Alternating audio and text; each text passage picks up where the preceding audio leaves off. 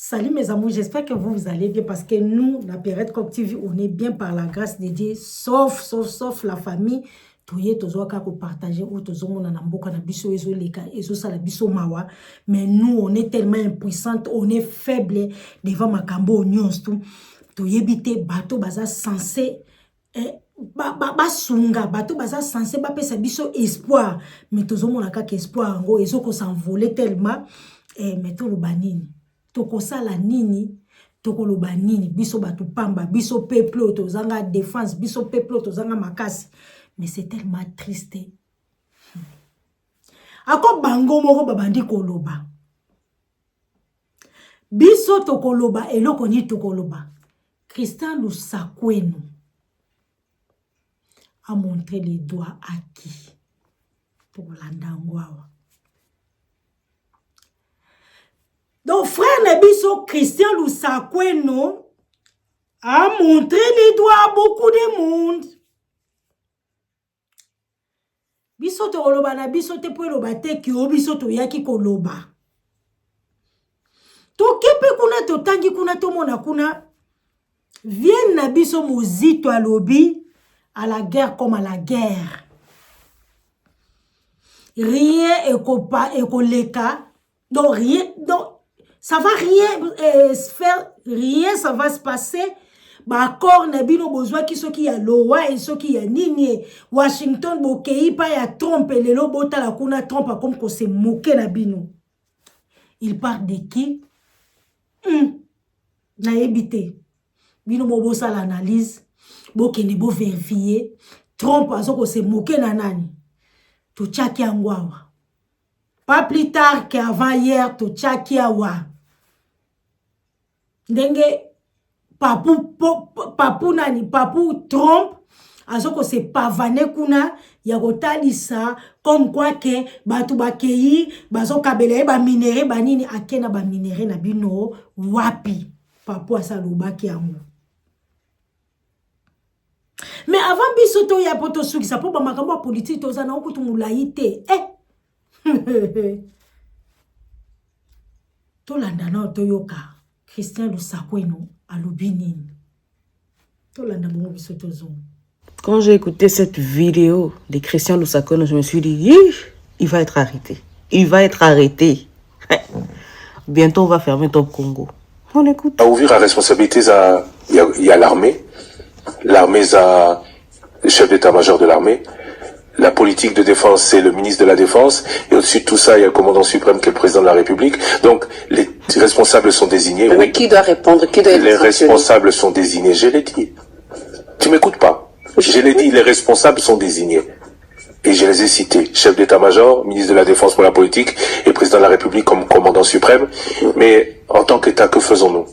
En tant que Congolais, que faisons-nous d'autre que de passer notre temps à dire voilà, c'est la faute à l'autre? Il a dit. Les responsables sont désignés. Chef d'état-major, ministre de la Défense, commandant suprême de l'armée, président de la République. Vous savez pourquoi je rigole? Parce que je suis contente qu'il y a des Congolais de plus en plus conscients. Qu'on doit exiger les meilleurs de nos gouvernants pour combattre nos ennemis. Notre ennemi numéro 1, c'est le Rwanda, on est d'accord.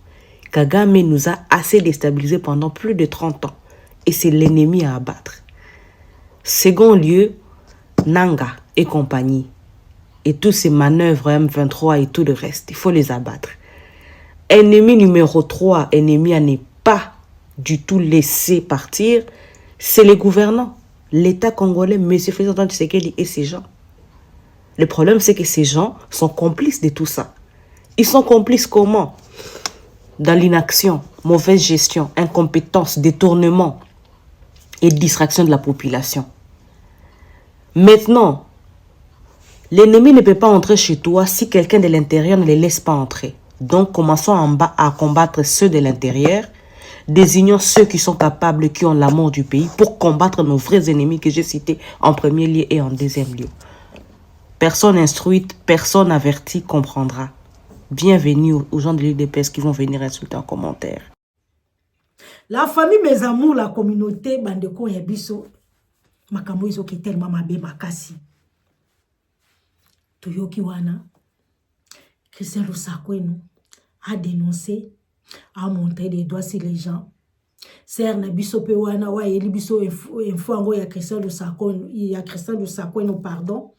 Elle a commenté aussi, elle a rajouté aussi, est-ce que o bande kwa biso mi bale wana ba lobby bakosi, à vous de juger. Na lobby est-ce que bandeko ya biso mi bale ba lobby makamba lobby bakosi? Est-ce que makambu vient na biso muzito a lobby akosi? Eloko moko ezo tambola te. Que vous allez liboso ezalaka kaka o constitution faut pas changer constitution ekeye zonge o constitution o boye na se yango kuna ba changer ba constitution o likolo a changer ba constitution ba millions de millions ezokende to mona na miso bato bazoka ba mbongo pamba tomona na misu makambo ngo ndenge zo tambola tomona na misu population ndenge zo kufa tomona na misu Kongo ndenge zo yaono lisolo azando ngo pirati yope mazambe eso sani nyako inspiration tellement la famille. Est-ce que vous avez une nouvelle yaza Sambe bakangaza non faut appeler inspiration babiloko koloba c'est pas donné à tout le monde naza na mimo ka vi osala ndeni ai ngakutu nanu koloba ya ngai moko kaka nanu voix ngai moko mako aloba mais voix ngai moko kaka dikuta nazoyoka déjà je me sens déjà un peu bizarre man. Non, on va ah, mais oui. Et c'est comme ça. Bah, donc, on a la chance de m'appeler ça, c'est pas donné à tout le monde.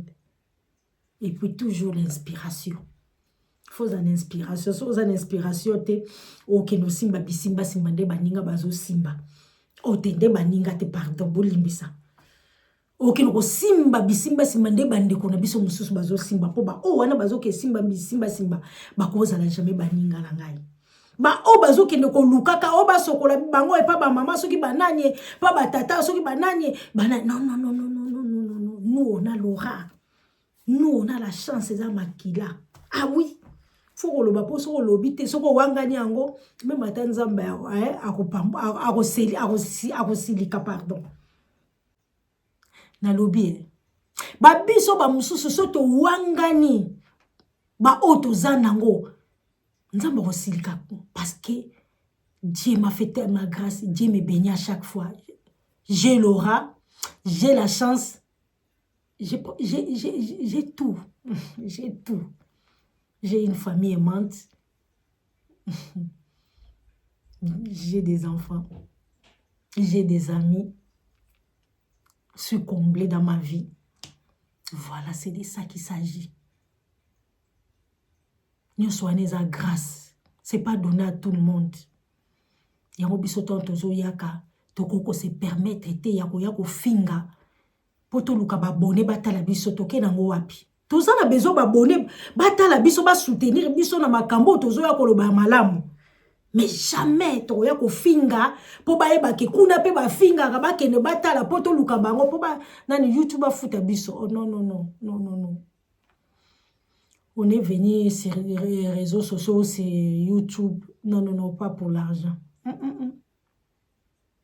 Moi, je parle de moi parce que c'est ma chaîne. La Pierrette Coq TV, c'est ma chaîne. Je ne suis pas venue pour l'argent. Je suis venue pour partager autres mona. Et ça l'a toujours plaisir. Maintenant, mawa. Pour babiloko, il faut un cardio. Ceux qui cardio, ils athées.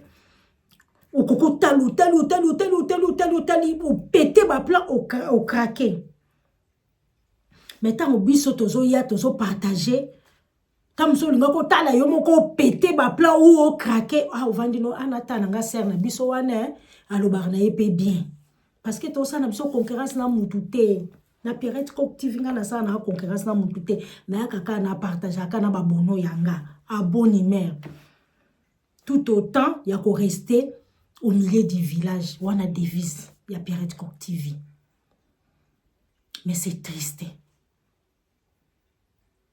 Panza na bango ça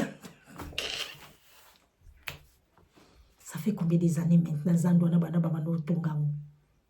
Bozo matango na someti na lola oto ndenge nini. Na mboka o etonda mbongwa modèle wana. Tozo mona wana banini so ba tie bilo utamsu ba kotonga ba 10 étages 8 étages so ba lobi ba pesa ngo 1,5 ba beta ngo shosho ba bandi ngo leloti 1,5 ngongo esili me botala Zando vanda bakanga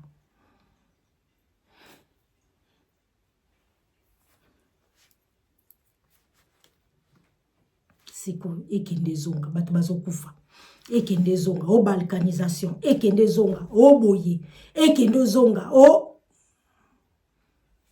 la famille biso to ina biso ka kolobe oyo biso tozo mona toza bato pamba to yena biso ko finga mutu te to yebe ko montrer misapi pa ya bato te ndenge Christian Lusakweno a montré les doigts aux gens.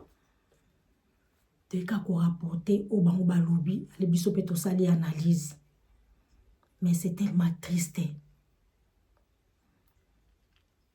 Bato boliaki na bango lobi.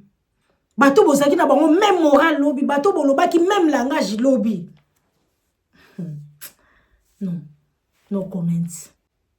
Non, to lobi lote. Bo partager la famille. Bo activer ba mission na biso à chaque fois. Surtout notification et la rabino. On vous appelle une façon à soutenir biso. Au moins pour tout le baketo ya kapambate tout ça na bato bazota la biso. Là c'est kana lobi pour aujourd'hui to sukiwana una sukiwana to kutani prochainement l'émission mususu. Bye.